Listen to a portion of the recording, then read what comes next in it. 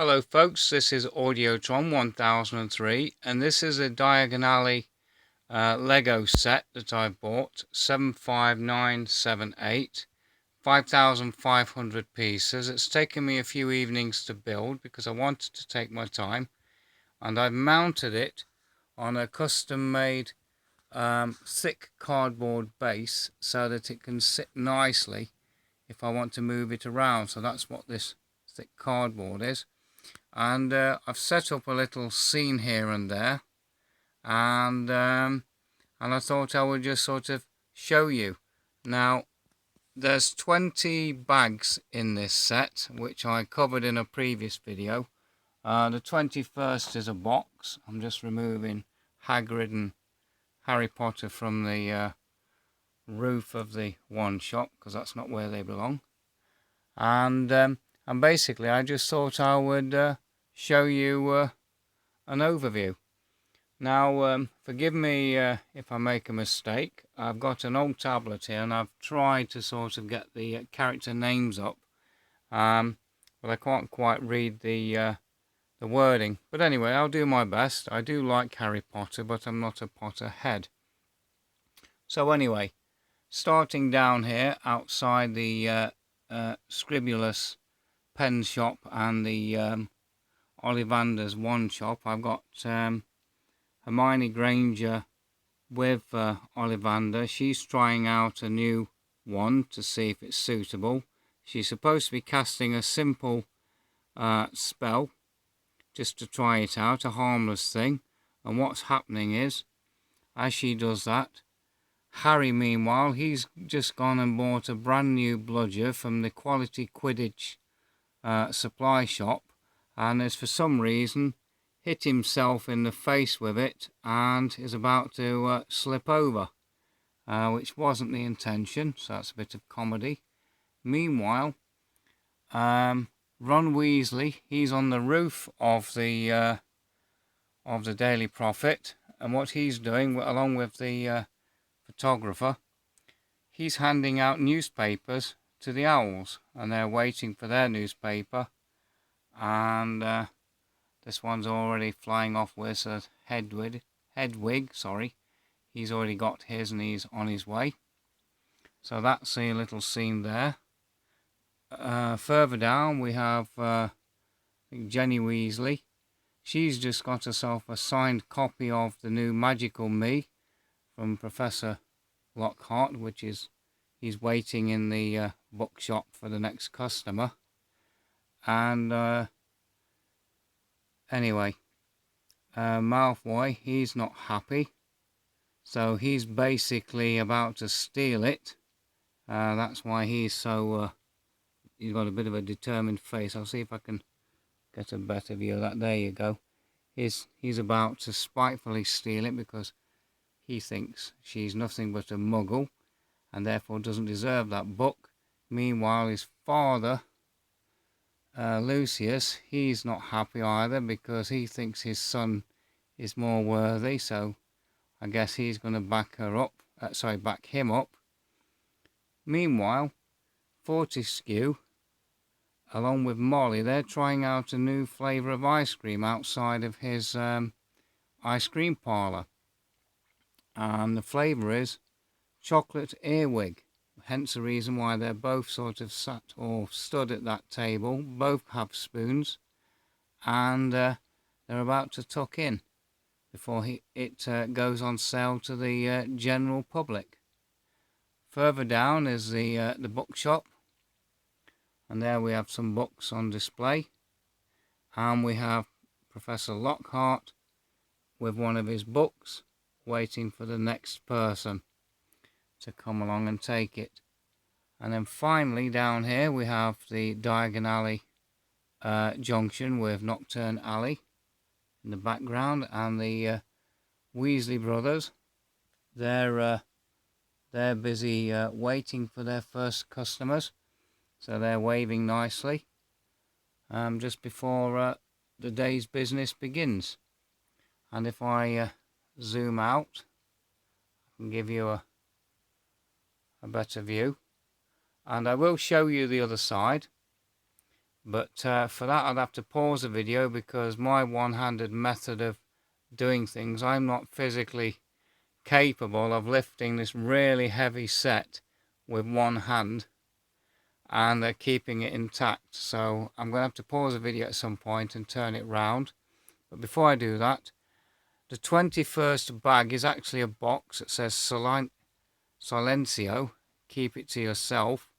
And in it, if I move this away, that's what I'm moving out of the way, we have Hagrid and another Harry, and a plaque that says welcome to Diagon Alley. Now, because there's nowhere for it to go, I tend to put it on the roof. So what I'm going to do now is, if I can do this without shaking my tablet too much, is see if I can show you some end views, because we have stickers on the end of some of these buildings, and these can be reconfigured in different ways. But what I really want to do, since I've got it on the bed, is give you an end-on view as if you were walking down the side where the shop fronts are. So that's what it looks like. And there's a rooftop view. So what I'll do now is I'll pause the video and show you the back. Okay, managed to do that, and I'll start with the wand shop. There we go.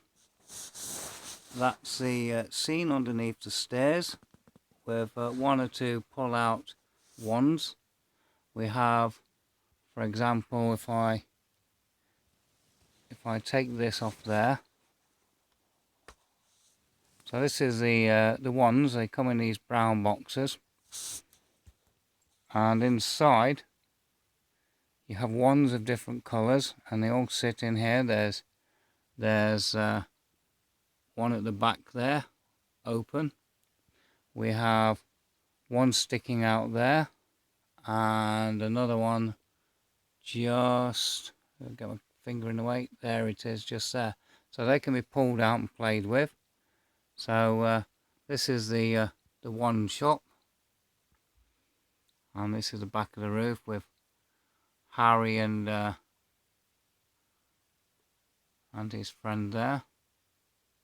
So Hagrid. So they're just sitting on the roof because there's nowhere else for those to go. And this thing, this staircase, that just swings in like so. The next is Scribulus.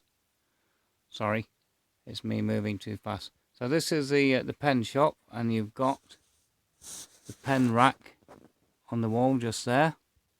And upstairs, a nice little cosy, I suppose, study with a fireplace. We have a skull on a chest of drawers and a little rug and a small sofa.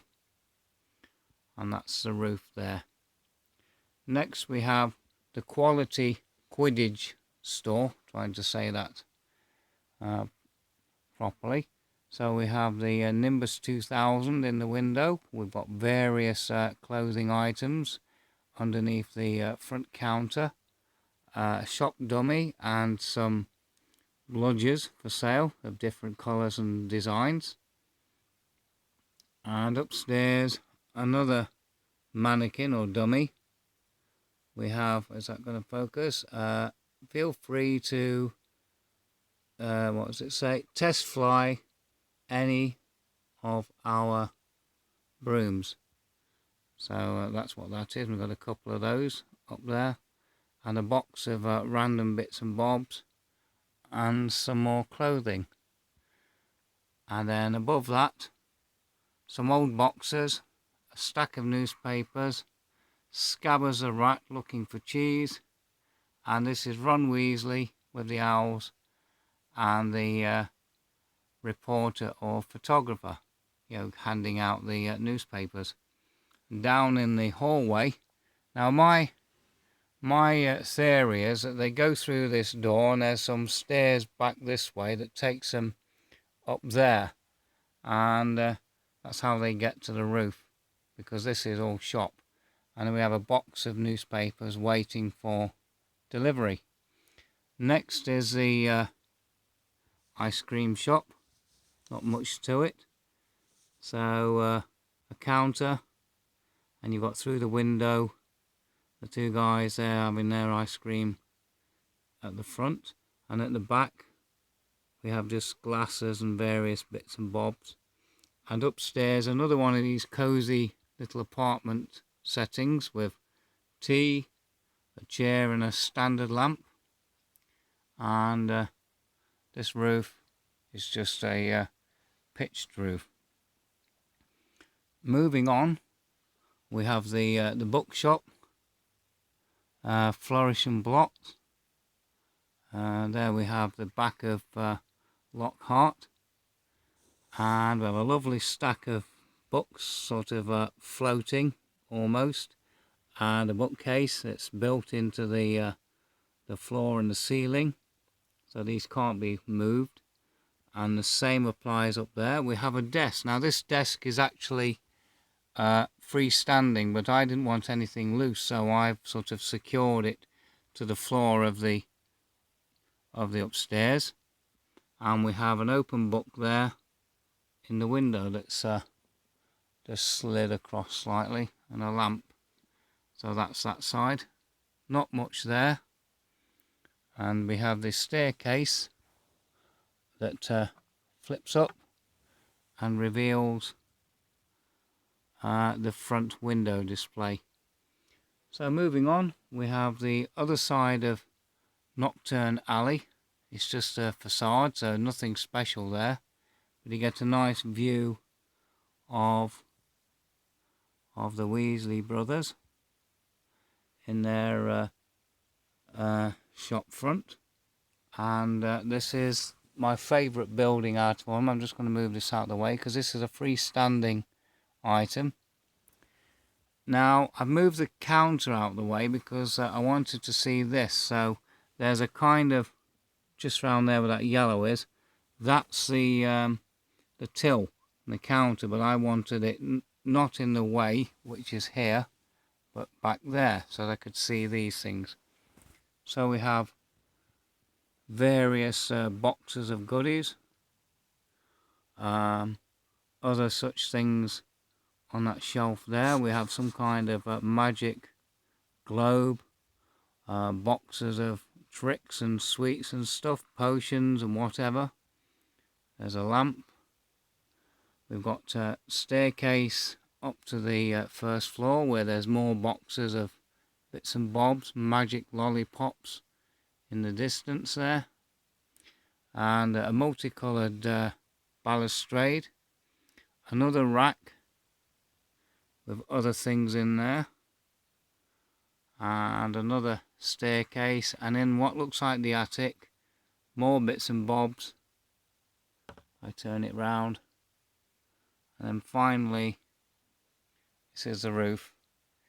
And one thing I forgot to show you, see if I can do this without messing up the show, as it were. If I push this, it moves a small Technic beam which lifts the hat, like so. So anyway, I'll just pop this on the roof for the time being.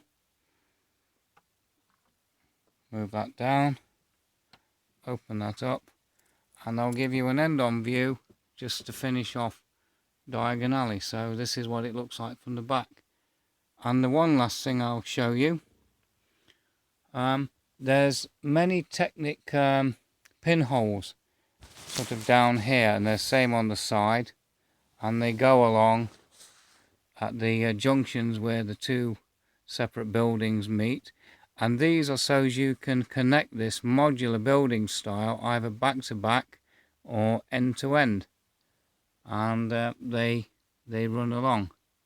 Now the reason why they're not buttered up so much is because this board, when I made it, it's slightly warped, so that's why I'm thinking of changing these Technic bricks and adding an extra pin just to squeeze them up a bit more.